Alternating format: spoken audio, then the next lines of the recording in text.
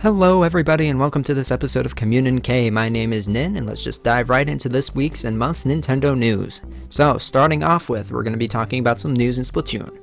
Now many of you have probably heard that there have been hackers going around online in Splatoon using unreleased character models as well as unreleased weapons. And so interaction with these hackers could also potentially lead to your save file being corrupted or deleted and no longer having access to the information you previously had in Splatoon. This is obviously a very large problem, and so it appears that Nintendo has fixed this by issuing system bans to the hackers, so it appears it will be safe to go online once more without having to have any fear for your saved data. Splatoon has also added 2 new weapons this week, the Custom Range Blaster and the Custom E-Liter 3K Scope. The Custom Range Blaster is obviously similar to the original Range Blaster, instead having its sub-weapon being Splat Bombs and its special weapon being the Kraken. The Custom E-Liter 3K Scope is also similar to its original form of the Custom E-Liter 3K, and will instead have the sub-weapon of the Squid Beacon, and its special weapon is also the Kraken. And so, feel free to go try these out. Obviously, there's no more threat of save file deletion online, at least to our knowledge. And so, go ahead and try these new weapons out. Next thing that we're going to be talking about is some news from the Pokemon world. So, if you have the smartphone app, specifically Pokédex for iOS, or Learn Real English with Pokemon Bilingual XY Scope, they are no longer going to be available on the smartphone platforms from November 30th, 2015 onwards. And so while if you already have the apps, you'll still be able to use them, but you're not going to be able to do in-game purchases after that point as well. So if you do not have the apps, or if you have the apps and wish to purchase anything more in terms of content from the applications, just remember to do so before November 30th because support is being dropped for them. Other news in the Pokemon world also includes that Hoopa is beginning to be distributed in the UK as well as Germany. In UK, it'll appear in game stores from October 23rd to November 5th, and in GameStop stores in Germany from October 16th to November 7th. In terms of French and Spanish as well as North American release dates, we have not gotten any information yet, but they should be forthcoming according to the Pokemon Company. And so, for those of you in the UK and Germany, go get your Hoopas. For the rest of us, looks like we're just going to have to wait for a little bit. So, biggest news for today, probably specifically, is that Chibi-Robo Zip Lash has come out.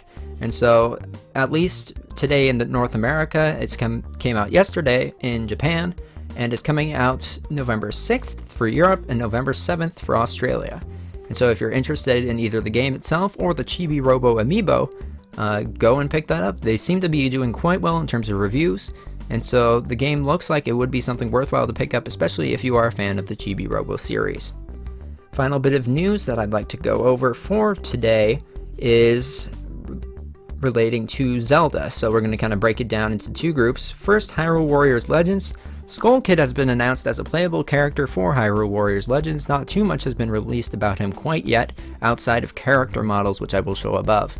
And so it's going to be quite interesting to see how he plays up against the other characters that are being added, including the Wind Waker characters, as well as just the characters that are already in the game. Moving on from Hyrule Warriors Legends, Zelda Triforce Heroes has quite a bit of news about it for today. On Amazon in the US, you can actually pre-order Zelda Triforce Heroes for $35 if you are an Amazon Prime member.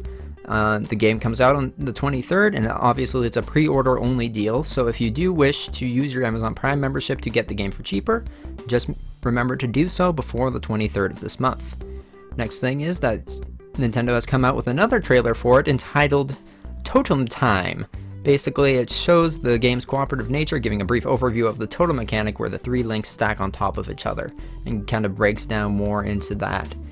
And so if you're interested in seeing exactly how the totem feature works, or were curious exactly what you could do with it, that trailer will really help in terms of breaking down exactly what the totem can be used for. Final news in terms of Triforce Heroes is that GameStop will allow you to play the game on October 17th, at least some across the country.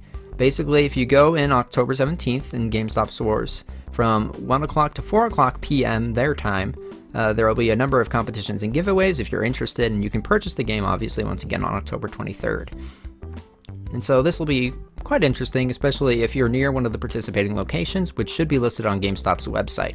And so if you're interested in getting a sneak peek at Zelda Triforce Heroes a little bit early, go ahead and go to GameStop because they're having that event on that Saturday.